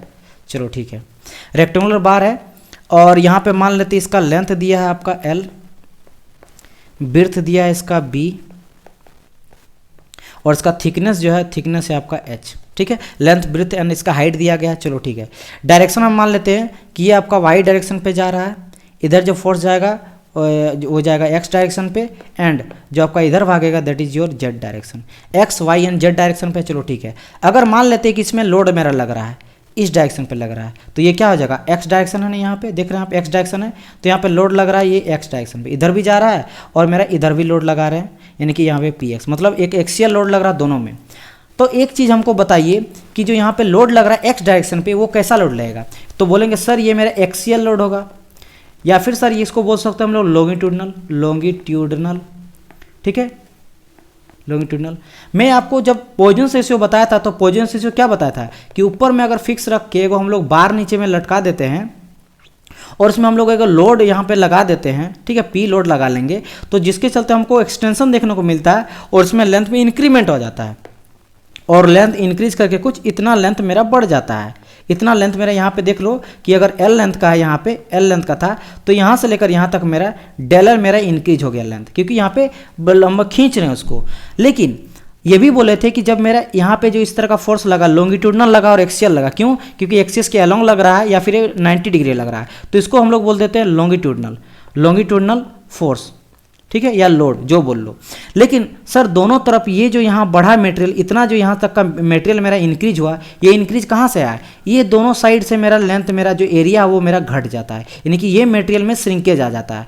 तो इसको हम लोग बोलते हैं लेटरल, क्या बोलते हैं, लेटरल। और लेटरल में मेरा नेगेटिव आ जाता है। मैंने बताया था पॉइजन रेशियो क्या हो जाता है, पॉइजन रेशियो होता है minus lateral strain divide by जाता है आपका लॉन्गिट्यूडनल स्ट्रेन। मैंने बताया था आपको स्ट्रेन क्या है, स्ट्रेन यानी चेंज इन लेंथ, दोनों तरफ चेंज इन लेंथ हो रहा है, लेकिन यहाँ नेगेटिव हो रहा है, क्यों, क्योंकि मटेरियल यहाँ घट रहा है और यहाँ बढ़ रहा है, इसीलिए हम लोग लॉन्गिट्यूडनल स्ट्रेन को लेते हैं पॉजिटिव और लेटरल को लेते हैं नेगेटिव। ये चीज़ मैंने बताया था। उसी तरह का अगर मैं यही चीज़ आपको बोलूँ कि यहाँ पे अगर इस तरह का हम लोग फोर्स यहाँ पे लगाएंगे एक्स डायरेक्शन पे, क्योंकि आपको पता है ये आपका एक्स हो गया, यहाँ पे जाएंगे तो ये वाई डायरेक्शन हो जाएगा और इधर जाएगा ये जेड डायरेक्शन हो जाएगा। बात समझ में आए, ओके। तो अगर हम लोग यहाँ पे एक्स डायरेक्शन पे लोड लगा रहे हैं तो इट मीन्स मेरा एक्स डायरेक्शन पे लॉन्गिट्यूडनल लगेगा मेरा फोर्स, लॉन्गिट्यूडनल फोर्स लगेगा, ब्लैक में ही लिख देते हैं, एक मिनट, लॉन्गिट्यूडनल फोर्स लगेगा। क्लियर, ये जो आपको क्लियर है। बट क्या हम अगर बोले कि ये जो इसका वाई डायरेक्शन है, इसका जो आपका वाई डायरेक्शन है और जेड डायरेक्शन है इसमें भी क्या लॉन्गिट्यूडनल आएगा? नहीं, क्योंकि ये जो मटेरियल इधर जाके इंक्रीज करके ये बढ़ जाएगा, मान लो बढ़ के कुछ इतना हो जाएगा, इतना आगे बढ़ जाएगा, इस तरह का बढ़ जाएगा, इतना आया, तो यहाँ से लेकर इतना इंक्रीज हो गया, इधर मेरा इतना इंक्रीज हुआ, तो यहाँ जो यहाँ पे डेल एल इंक्रीज हुआ, ये मटेरियल आएगा कहाँ से? वाई से और एक्स से ही तो आएगा, यानी सॉरी वाई और जेड से ही आएगा। मतलब एक्स डायरेक्शन पे मेरा लॉन्गिट्यूडनल होगा क्योंकि यहाँ पे मटेरियल मेरा बढ़ेगा, बट वाई डायरेक्शन पे और जेड डायरेक्शन में मेरा लेटरल स्ट्रेन आएगा। क्या आएगा? मेरा लेटरल आएगा। एक सेकंड, लेटरल स्ट्रेन आएगा। क्या आएगा?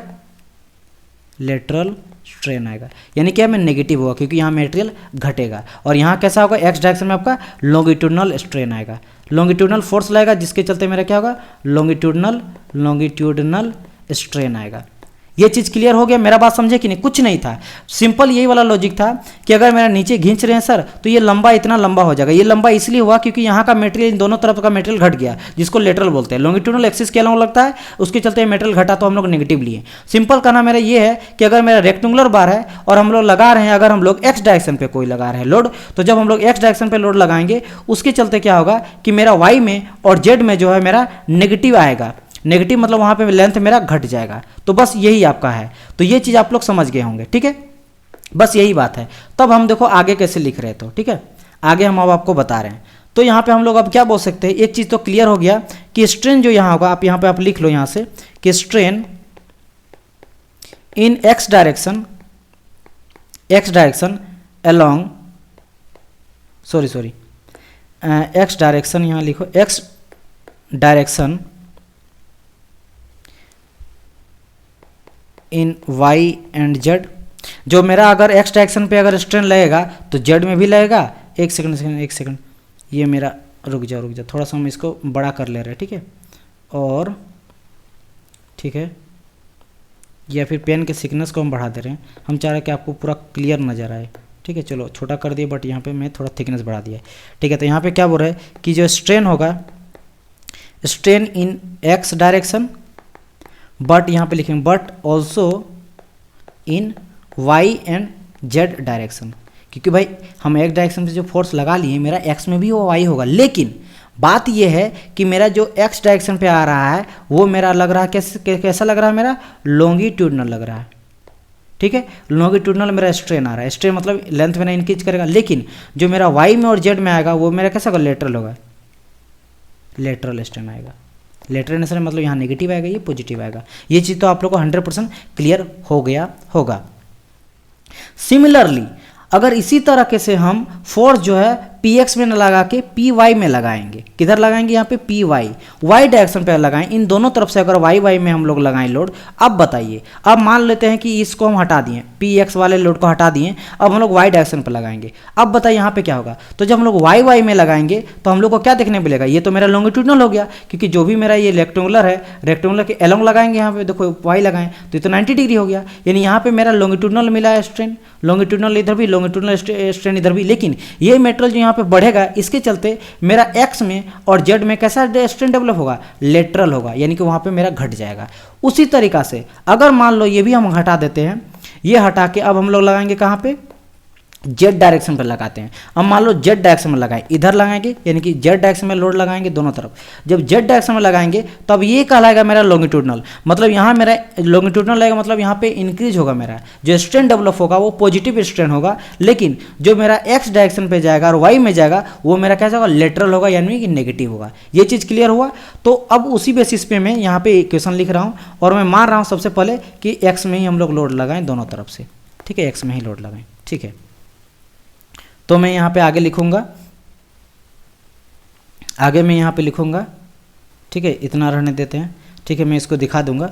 तो यहाँ हम लोग लिखेंगे लोड इन एक्स डायरेक्शन, जब हम लोग लोड लगाएं एक्स डायरेक्शन पे, ठीक है? कब लोड लगा रहे हैं? एक्स डायरेक्शन पे जो लोड लगा रहे हैं, ठीक है? तो यहाँ पे हम लोग को क्या देखने को मिल रहा है कि एक्स में मेरा यही वाला चीज़ है। इसी चीज़ को आप चाहे तो हम यहाँ पे कर रहे हैं, ठीक है? एक सेकंड, थोड़ा सा हमको टाइम दे दीजिए। मैं इसी चीज़ को अगर दोबारा लिखूँगा तो मैं इसको यहाँ पे भी ला सकता हूँ, ठीक है? ये चीज़ को यहाँ पे हटा के यहाँ पे डाल देते हैं, ठीक है, ओके। तो जब हम लोग एक्स डायरेक्शन में लोड लगाएंगे तो हम लोग क्या देखें कि स्ट्रेन होगा मेरा एक्स डायरेक्शन पे, बट उसके चलते मेरा वाई और जेड में भी होगा, लेकिन अंतर मेरा ये हो जाएगा कि एक्स में मेरा होगा लॉन्गिट्यूडनल और बाकी में मेरा लेटरल होगा, यहाँ पे नेगेटिव होगा, राइट, ओके। अब बात आता है कि सर ये जो स्ट्रेन आएगा वो होगा एक्चुअल वैल्यू कितना होगा मैथमेटिकली। मुझे पता है कि स्ट्रेन क्या हो जाता है, स्ट्रेन आपका हो जाता है change in length by original length.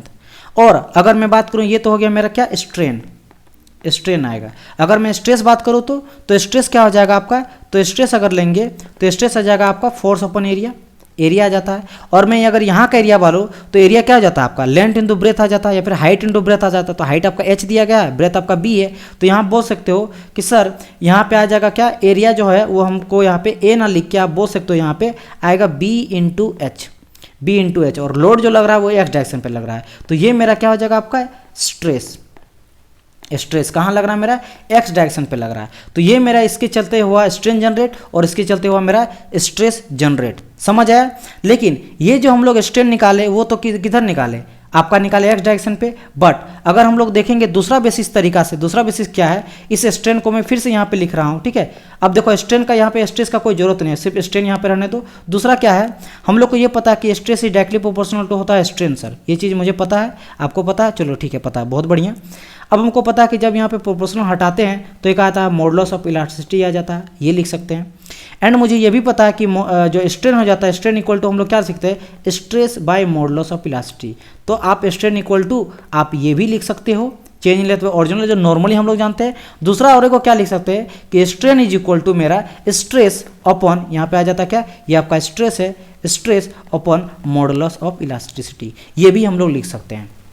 तो यहाँ पे हम लोग क्या देखे थे, जो एक्स डायरेक्शन पे जो लॉन्गिट्यूडनल स्ट्रेन आ रहा है वो स्ट्रेन मेरा क्या होगा, यानी कि सिग्मा एक्स इक्वल टू आएगा मेरा मतलब जो एप्सिलॉन एक्स आएगा वो आएगा सिग्मा एक्स डायरेक्शन में लगा, डिवाइड बाय जाएगा मॉडुलस ऑफ इलास्टिसिटी। ये तो मेरा लगा एक्स डायरेक्शन पे, ये कहाँ लगा मेरा एक्स डायरेक्शन में, जो कि कैसा मेरा है लॉन्गिट्यूडनल है यानी पॉजिटिव है। लेकिन मेरा लेटरल स्ट्रेन जो लेगा वाई और जेड में आएगा, तो लेटरल मेरा कितना आएगा वो हम लोग कैसे निकालेंगे, बट यहाँ पे हम लिख लेते हैं बट थोड़ा मोटा थिकनेस कर देते हैं, ठीक है, एक सेकंड, यहाँ लिखेंगे but in y and z direction we have lateral strain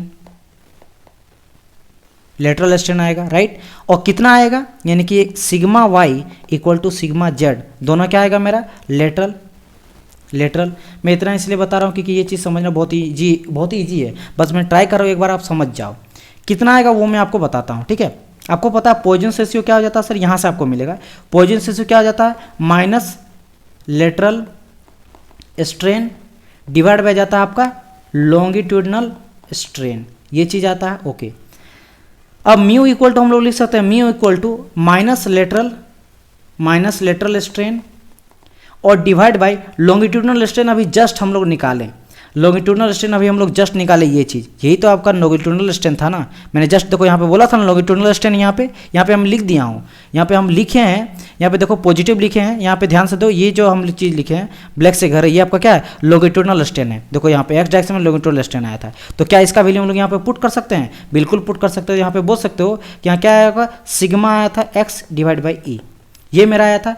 तो यहाँ पे अगर हम लोग को चाहिए कि मेरा लेटरल स्ट्रेन कितना निकलेगा ऊपर वाला पार्ट, तो ऊपर वाला क्या कर सकते हैं, यहाँ पे म्यू इंटू होगा sigma into E x into E is equal to आ जाएगा लेटरल LATERL लेटरल स्ट्रेन, और ये माइनस जो है माइनस इधर लग जाएगा, यानी कि मुझे यहाँ पे लेटरल स्ट्रेन कितना मिला, लेटरल जो स्ट्रेन मिला वो आपको मिला minus mu into sigma x by E, जहाँ पे सिग्मा जो रहेगा वो एक्स वाई जेड अलग अलग के लिए अलग अलग होगा। तो यहाँ पे हमको वही चीज़ तो यहाँ पे भी फाइंड करना है ना, यहीं पे तो लेटरल स्ट्रेन ही फाइंड करना है। तो लेटरल स्ट्रेन मेरा अगर हम लोग निकालेंगे यहाँ पे वाई के लिए, अगर मैं यहाँ पे वाई के लिए निकालूँ तो वाई के लिए क्या आ जाएगा, 1 मिनट, अगर मैं यहाँ पे वाई के लिए करता हूँ तो आएगा माइनस म्यू सिग्मा, ये यहाँ पे पुट कर दें सिग्मा वाई इंटू ई आ जाएगा, बात समझ में आया? ये आ गया मेरा वाई में। उसी तरह अगर मैं जेड में बात करूँ तो जेड में भी आएगा मेरा क्या, लेटरली स्ट्रेन आएगा, और लेटरल स्ट्रेन क्या होगा, नेगेटिव होगा, जैसे मैंने कहा था, क्योंकि वहाँ पे मटेरियल घट रहा है तो फिर से नेगेटिव आएगा। क्या आएगा, इसी तरह mu into sigma z divide by E. ये मेरा क्या निकला, एक डायरेक्शन का मैं निकाल दिया हूँ कि ये कब लगा रहे हैं, सिर्फ एक का बात की, जब हम लोग लोड लगा रहे हैं आपका कहाँ पे, जब हम लोग लोड लगा रहे हैं आपके एक्स डायरेक्शन पे। ये मेरा पहला के लिए है, जब हम लोग लोड जो है, सॉरी हम बहुत ज़्यादा यहाँ पे डार्क कर दिए हैं, यहाँ पे हम लिख दे रहे हैं यहाँ ब्लैक से, जब लोड इन एक्स डायरेक्शन, जब हम लोग एक्स डायरेक्शन में लोड लगाएंगे, यानी कि जब इस डायरेक्शन पे, जब हम लोग एक्स डायरेक्शन पे लोड लगा रहे हैं, पी एक्स में लगा रहे हैं, तो जिसके चलते इधर मेरा लॉन्गिट्यूडनल स्ट्रेन आएगा, लॉन्गिट्यूडनल स्ट्रेन आएगा। और लॉन्गिट्यूडनल स्ट्रेन कहाँ से हम लोग निकाले, नॉर्मली हम लोग को पता है स्ट्रेन होता है आपका change in length by original length, या फिर हमको पता है according to Hooke's law stress equal to strain, और यहाँ से मेरा स्ट्रेन इक्वल टू निकला सिग्मा अपॉन ई, तो यहाँ से हम लोग निकल गए, ये तो मेरा हो गया आपका लॉन्गिट्यूडनल स्ट्रेन, ये हो गया लॉन्गिट्यूडनल। बट हमको पता है कि जिसके चलते यहाँ पे जो है आपके वाई में और जेड में जो है, वाई में और जेड में आए जो स्ट्रेन डेवलप होगा वो नेगेटिव होगा, यानी कि आपका लेटरल होगा। तो लेटरल स्ट्रेन कहाँ से निकाले हम लोग, लेटरल स्ट्रेन तो हमको पता है यहाँ से निकाले, ये चीज़ इसको भी ध्यान रखना, कहाँ से निकाले, हमको पता पोजीशन से होता है लेटरल अपॉन आपका लॉन्गिट्यूडनल स्ट्रेन, हमको चाहिए ये वाला चीज़, लेटरल स्ट्रेन चाहिए, ये कितना निकलेगा, तो लॉन्गिट्यूडनल स्ट्रेन हम लोग निकाल चुके हैं, उसका वैल्यू हम लोग सिंपली यहाँ पे क्या कर दिए, पुट कर दिए, और उसके बाद यहाँ पे लेटरल हमको आ गया जो मिला, उसको हम लोग यहाँ पे वाई में और जेड में, क्योंकि दोनों में मेरा क्या मिलेगा, आपका लॉन्गिट्यूडनल स्ट्रेन मिलेगा, जो मैं पहले बताऊँ कि दोनों में जो यहाँ पे क्या मिलेगा आपका लॉन्गिट्यूडनल सॉरी लेटरल स्ट्रेन, जो कि होता है नेगेटिव माइनस घट रहा है, तो यहाँ पे भी देखो नेगेटिव यहाँ पे भी आया और यहाँ पे भी आपका नेगेटिव आया। बात समझ में आया? तो अब हम डायरेक्ट फॉर्मूला कर देते हैं। अब बताओ जिस तरह यहाँ पे निकला, अब यहाँ पे लोड हम क्या लगाएं, देखो यहाँ पे लोड हम लगाएं एक्स डायरेक्शन पे। अगर यहीं पे मैं बोलूँ आपको कि बाबू यहाँ पे हम अब लोड हम लोग लगा रहे हैं लोड इन वाई डायरेक्शन, तो वाई डायरेक्शन में अगर लोड लगाएंगे तो आप यहाँ पे लिख लो, यहाँ पे क्या हो जाएगा, वाई पे तो आएगा आप मेरा लॉन्गिट्यूडनल स्ट्रेन, लॉन्गिट्यूडनल स्ट्रेन आएगा यानी पॉजिटिव आएगा, ठीक है। लेकिन मेरा एक्स में और जेड में क्या आएगा, मेरा लेटरल, लेटरल स्ट्रेन आएगा, आएगा कि नहीं बोलिए, नेगेटिव आएगा। बात समझ में आए, यानी कि यहाँ पे y इक्वल टू क्या आ जाएगा, तो इसी तरह जिस तरह सिग्मा एक्स है तो यहाँ पे जो आएगा sigma y is equal to हम लोग लिख सकते हैं क्या से आपका सिग्मा y सॉरी मतलब epsilon y equal to sigma y into E, ये आएगा मेरा y में। लेकिन जो मेरा z में निकलेगा x में, जेड में आएगा, जेड में कैसा आएगा, नेटरल क्या हो जाता है minus mu into sigma into Z divide by आएगा ई, एक पहला, एंड दूसरा अगर निकालेंगे हम लोग आपका y equal to sorry x equal to, तो x इक्वल टू क्या आ जाएगा मेरा minus mu into sigma into x divide by E, ये मेरा निकल जाएगा, ठीक है, ये मेरा निकल जाएगा। उसी तरह मैं बोलूँगा कि अगर हम लोग लोड लगाएंगे यहाँ पे, अगर हम लोग लोड लगाएंगे इन जेड डायरेक्शन, इन क्या लगाएंगे हम लोग जेड डायरेक्शन, तो जेड डायरेक्शन पे मेरा क्या होगा, यहाँ पे बोल सकते हो कि सर अब जेड डायरेक्शन मेरा आएगा लॉन्गिट्यूडनल स्ट्रेन, लॉन्गिट्यूडनल स्ट्रेन आएगा, लेकिन सर मेरा पॉजिटिव आएगा, लेकिन सर मेरा एक्स में और वाई में जो आएगा वो मेरा आएगा लेटरल, क्या आएगा मेरा लेटरल स्ट्रेन आएगा, जो कि होगा मेरा नेगेटिव। और मुझे पता है फिर से वही चीज़ कि मेरा अगर मैं निकालूंगा लॉन्गिट्यूडनल स्ट्रेन, तो लॉन्गिट्यूडनल स्ट्रेन क्या हो जाता है, लॉन्गिट्यूडनल मतलब जेड में लॉन्गिट्यूडनल मतलब sigma z divide by E, तो ये तो हो गया मेरा लॉन्गिट्यूडनल। लेकिन जो मेरा लेटरल आएगा, लेटरल क्या होगा, पहले तो आएगा आपका सिग्मा एक्स इक्वल टू तो माइनस म्यू इंटू सिग्मा आपका x divide by E, and अगर मैं बात करूँगा एप्सिलॉन वाई के लिए तो minus mu into sigma y divide by E, तो ये मेरा दोनों निकल जाएगा, ये आएगा लेटरल, इसके लिए लेटरल। अच्छा इससे तो बहुत ही डार्क हो जा रहा है ना, तो इसके लिए हाईलाइटर ये सही नहीं रहेगा, ठीक है, minus mu into sorry minus mu into sigma y by E. तो ये मैं सबको जो है यहाँ पे एक जगह पे कर देता हूँ, ठीक है। यहाँ पे जितना भी मैं लिखूँ यहाँ पे देख लो, पहले जब हम लोग लगाएंगे एक्स जेड में, ये देखो तीनों का है, जब हम लोग जेड में लगाएं, जब हम लोग वाई में लगाएं, जब हम लोग एक्स में लगाएं, तीनों के लिए, तो तीनों को मैं एक बॉक्स में लिख दे रहा हूँ आप लोग को, इस चीज़ को आप लोग को याद रखना है। तो इस चीज़ को अगर एक बार समझ नहीं आया ना तो और 2-3 बार देखिएगा आप लोग को क्लियर हो जाएगा। मैं तो ट्राई किया हूँ बहुत ही अच्छी तरह से बताने का, आई होप्स आप लोग क्लियर होगा। अगर मेरा एक्स डायरेक्शन की बात करूँ, अगर मैं एक्स डायरेक्शन में मेरा जो आएगा स्ट्रेन वो क्या आ जाएगा, सबसे पहले एक्स में आ रहा है तो एक्स में तो आएगा लॉन्गिट्यूडनल, यानी कि यहाँ पे लॉन्गिट्यूडनल के साथ निकलेगा, जो पॉजिटिव हो जाता है वो आपका सिग्मा एक्स अपॉन ई। लेकिन वाई में और जेड में मेरा आएगा लेटरल यानी नेगेटिव आएगा, नेगेटिव आएगा mu into sigma y by E, और इसमें भी जेड में भी लेटरल आएगा mu into sigma z by E. समझ आया, ये मेरा क्या दोनों क्या है, ये मेरा लेटरल है, ठीक है, लेटरल है, ये भी क्या है मेरा, इसको दूसरा जगह में लिख दे, दूसरा कोई कलर से इससे लिखते हैं लेटरल, ये भी क्या आएगा लेटरल स्ट्रेन, ठीक है, लेटरल स्ट्रेन, लेटरल स्ट्रेन। और ये मेरा क्या है, मेरा लॉन्गिट्यूडनल है, ठीक है, लॉन्गिट्यूडनल स्ट्रेन। ये मैं इतना लंबा से इसलिए समझाऊं कि आप लोग को इजी लग सके और लाइफ में कभी इस चीज़ का प्रॉब्लम ना हो। वाई डायरेक्शन में देख रहे हैं, अगर वाई में लगा रहे हैं तो जिस तरह यहाँ पे फिगर था ना, वाई में लगाएंगे तो जब वाई में लगाएंगे तो उधर लॉन्गिट्यूडनल मेरा होगा, क्योंकि उधर मेरा इंक्रीज होगा लेंथ, तो ये मेरा पॉजिटिव आएगा, ठीक है, पॉजिटिव आएगा। यानी कि यहाँ बोल सकते हो कि सिग्मा वाई डिवाइड बाई ई हो गया, क्योंकि पॉजिटिव है, यहाँ कोई दिक्कत नहीं। लेकिन इसके चलते क्या होगा, एक्स में और जेड में माइनस आएगा, यानी कि सबसे पहले हम लोग mu into sigma x by E आ जाएगा और फिर माइनस आएगा mu into sigma z by E आ जाएगा।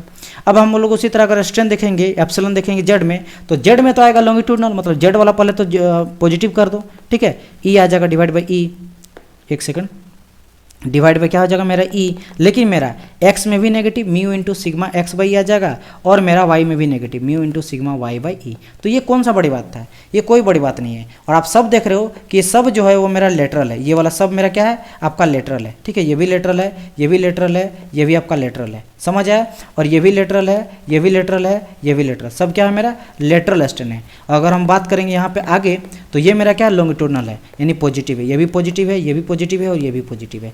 तो आई होप सो इससे आप लोग को जो है वो क्लियर हो गया होगा कि जनरलाइज हुक्स लॉ क्या हो जाता है। यानी कि हम लोग अलग अलग डायमेंशन पे जनरलाइज हुक्स लॉ क्या हो जाता है कि हम लोग ऐसा कोई सेक्शन लेते हैं, जैसे हम लोग यहाँ पे रेक्टेंगुलर बार लिए, उस ऐसा हम लोग सेक्शन लेते हैं जो कि 3 डायमेंशन हो जाता है, यानी एक्स में भी, वाई में भी, जेड में भी, और हम लोग तीनों डायरेक्शन पे हम लोग टेम्परेचर के चलते या फिर टेंसाइल फोर्स के चलते देखते हैं कितना इलोंगेशन आ जाता है, और इलोंगेशन तो चेक करते ही करते हैं उस डायरेक्शन पे, उसके अलावे उस एक्स के चलते ऑपोजिट, क्योंकि वहाँ अगर बढ़ा तो दोनों साइड में घटेगा, जिस तरह हम लोग बात की थी पोजन रेशियो में, तो कितना घटा ये भी चेक करता है अलग अलग डायरेक्शन पे। एक्स में लगाएंगे तो वाई जेड में कितना घटा, एक्स में कितना बढ़ा, फिर जब वाई में लगाएंगे तो वाई में कितना बढ़ा, एक्स और जेड में कितना घटा, जेड में लगाएंगे तो जेड में कितना बढ़ा और एक्स और वाई में कितना घटा, ये सब हम लोग बात करते हैं, और उसी को हम लोग बोलते हैं जनरलाइज हुक्स लॉ, क्योंकि यहाँ पे हम लोग यूज करते हैं sigma is directly proportional to epsilon, यानी कि Hooke's law, stress is directly proportional to strain. तो यहाँ पे हम लोग का हो जाता है यहाँ पे चैप्टर का समाप्ति, ठीक है, चैप्टर क्या हो जाता है, समाप्ति हो जाता है। मैं 100% ट्राई आपको किया हूँ, वैसा कोई नहीं समझाएगा, कोई बुक में नहीं समझाएगा, जनरलाइज हुक्स लॉ को तो बहुत किसी को समझ तक नहीं आता है, इसको फील करना चाहिए, और मैं ट्राई किया हूँ आप लोग को फील कराने का कि नॉर्मली किसी चीज़ को खींचेंगे, किसी चीज़ को जब हम लोग खींचते हैं तो वो उसका लेंथ मेरा इंक्रीज आ जाता है, और जब मेरा लेंथ इंक्रीज होगा तो ये मटेरियल आएगा, ये मटेरियल कहाँ से आया, कहीं से बात है, यही सबसे घटा होगा तभी ना आएगा। तो बस ये चीज़ है, यानी कि यहाँ घटा तो नेगेटिव आएगा और बढ़ा तो पॉजिटिव आएगा, बड़ा वाला को लॉन्गिट्यूडनल बोलते हैं, घटा वाला को लेटरल बोलते हैं, दैट्स इट, ठीक है। हाँ अलग बात है थोड़ा टाइम इसलिए ली क्योंकि भाई एक टाइम समझो, भले आप 1 घंटा में लग गया होगा आपको समझने में, लेकिन आपको कभी और दिक्कत नहीं होगा। यही चीज़ क्या करोगे आप, शॉर्टकट कोई बता देगा 5 मिनट में तो आपको ये लाइफ भर बार बार पढ़ते रहेगा, लेकिन कभी नहीं होगा क्लियर। तो आई होप सो क्लियर अच्छा लगा होगा, और लाइक करते हैं। देखो हम पढ़ाते समय कभी लाइक शेयर सब्सक्राइब नहीं बोलते हैं, रीज़न ये है कि मेरा पूरी तरह से फोकस रहता है पढ़ाई में, आप देखते भी है हम एकदम एनर्जेटिक होते हैं, क्योंकि मेरा मानना ये है कि टीचर एनर्जेटिक होना बहुत इंपॉर्टेंट है। अगर टीचर ही सुस्त हो जाए तो लड़का कहाँ से एनर्जी उसमें आएगा। तो एनर्जी का काम भाई हम जो स्टूडेंट है वो दिन भर तो टीचर के मतलब रहता है, उसी के मतलब पढ़ते रहता है, उसी के साथ रहता है, तो मोटिवेशन तो उसी से मिलेगा ना। तो वो हमेशा उसको पॉजिटिव, भाई हम जब देखो जॉब करते हुए इतना करते हुए भी आप लोग के लिए इतना एनर्जी रहते हुए आपको पढ़ा रहे हैं, गला बैठ जाता है, लेकिन फिर भी मैं जोरदार मैं ट्राई करता हूँ कि आप लोग को बोलूँ, तो आप लोग भी इससे लगेगा ना कि सर इतना मेहनत करे तो मैं भी करूँ, अगर समझ में आए तो अच्छी बात है। उसी चक्कर में मैं ये नहीं करता हूँ कि 20 मिनट बाद बोलते हैं लाइक कीजिए शेयर कीजिए, जल्दी अभी लाइक कर दिए ठोक दीजिए, वो सब नहीं है, वो कहने वाली बात होता, ठीक है, वो बिजनेस वाला तरीका मेरा माइंड नहीं चलता। लेकिन हाँ इंपॉर्टेंट है क्योंकि ये जितना ज़्यादा होगा ग्रो करेगा, बड़ा होगा तो एक माना जाता है ब्रांड, तो उसमें बहुत ज़्यादा चीज़ हम आगे भी और सारा चीज़ कर सकते हैं, ठीक है, आप लोग के लिए। तो लाइक कीजिएगा जरूर, लाइक करना बहुत इंपॉर्टेंट है क्योंकि यूट्यूब का एल्गोरिथम है, यूट्यूब के एल्गोरिथम में जितना ज़्यादा लाइक होता है सब्सक्राइब हो जाता है वो ज़्यादा रिस्पॉन्स करता है, ठीक है, ज़्यादा वो लोगों तक इंप्रेशन डालता है, ज़्यादा बच्चों तक बात पहुँचेगा, ज़्यादा बच्चा जुड़ेगा, ज़्यादा पढ़ेगा तो मुझे मोटिवेशन मिलेगा, हमको बहुत अच्छा लगता है। अगर आप लोग कमेंट करते हो अच्छा लेक्चर बना सर, काफ़ी हेल्पफुल हुआ, तो मुझे बहुत काफ़ी मुझे मोटिवेशन मिलता है, और लगता है कि रात में भी सोने का मन नहीं करता कि आप लोग के लिए एक थोड़ा सा बना दिया जाए। तो ये सारा चीज़ इंपॉर्टेंट है। साथ ही साथ आप लोग को जैसे शुरू में कहा कि अगर सब्सक्राइब लाइक वगैरह कीजिएगा, उससे यूट्यूब भी एक पावरफुल जब हो जाता है अच्छा खासा चैनल, तो वो रिस्पॉन्स लेता है अच्छा खासा। तो आप लोग लाइक कीजिएगा, चैनल में अगर फर्स्ट टाइम आए तो सब्सक्राइब कर लीजिएगा, बेल आइकन भी दबा लीजिएगा ताकि लेटेस्ट नोटिफिकेशन आपको मिलते रहे। एंड लेक्चर और आपको चाहिए जैसे पेड कोर्स जिन्हें में कहा अलग अलग बुक का, तो उसका परचेस कर सकते हैं, नीचे में डिस्कशन लिंक होगा मेरा व्हाट्सअप का, और जाकर प्लेलिस्ट जाकर चेकआउट कीजिएगा, बहुत सारे लेक्चर वहाँ पे पढ़ा हुआ है, SSC का, RRB का, और बहुत सारे लेक्चर अभी आएगा। तो मिलते हैं नेक्स्ट वीडियो, तब तक के लिए good bye and God bless you all.